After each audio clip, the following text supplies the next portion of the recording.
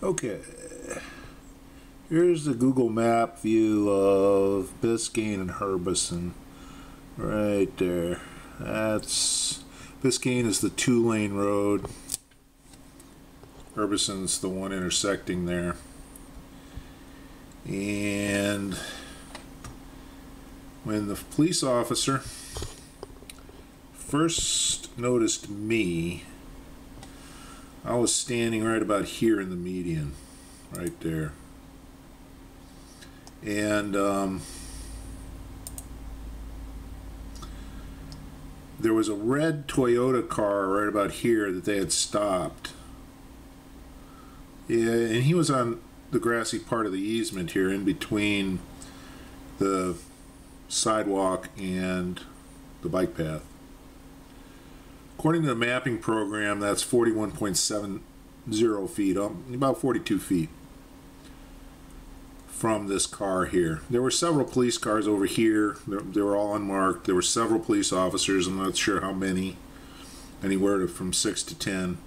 And then there was a police officer on the driver's side window and a police officer on the passenger side window. Police officer on the passenger side window raised his head, looked at me and said, "What are you doing?" And I said, "I'm just taking some pictures."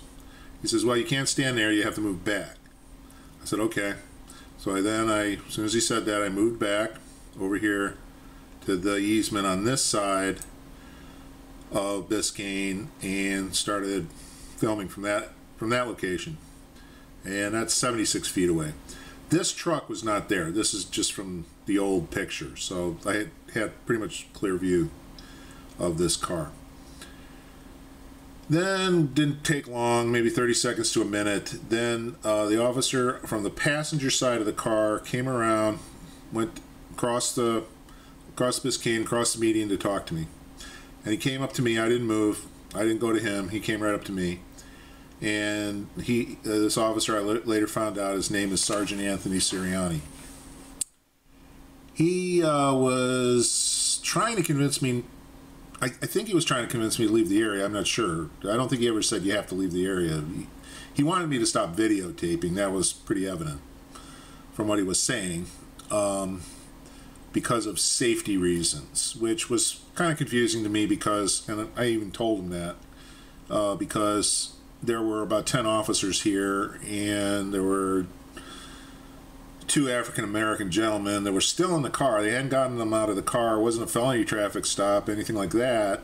And there were toddlers in the back, or pre-toddlers in the back of the car. But I said to the officer, "Well, okay, if you don't want me to stand here, where do you want me to go?" And he said that I should go over by the tree right here and I could videotape from there. And he actually at that point gave me permission to videotape. Okay, and that's 135 feet right there. Then, a little while later, probably a minute or two, the canine officer drove up down here in his SUV, and he parked right there by the telephone pole, a little bit further in by the telephone pole.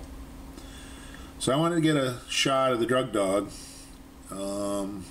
So I moved over here to the public sidewalk, right about there, right in front of that black truck. Right there by the black truck. Let's look at that. There we go. Okay. So at that point, I'm still 133 feet away from this car. Now at the time the drug dog officer drove up, I guess this Sergeant Siriani went up to talk to him because he was standing here, and that's approximately 68 feet from where I was. He turned around, he looked at me, and he said, "It's illegal to tape record the police." Then he walked up to me right about here. Not exactly sure what I said. I was just kind of like, "Oh yeah, really?" I might have said, "Yeah, it is," or I don't know where you get that from. Anyway, he comes up to me on the sidewalk. He confronts me on the sidewalk, and he says,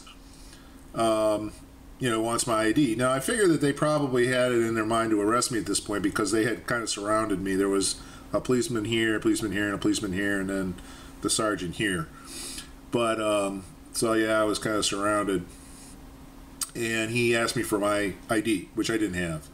And so, but I did offer to give him my full name, and it was the correct name, and my date of birth so that he could look it up on the computer. But then I didn't really want to answer any more of his questions, so I told him that, that I would like to remain silent. And at that point, he said, "Okay, you're under arrest." And then the policemen that were behind me started putting the handcuffs on, and they took my camera. And that was it. That was the whole kit and caboodle right there.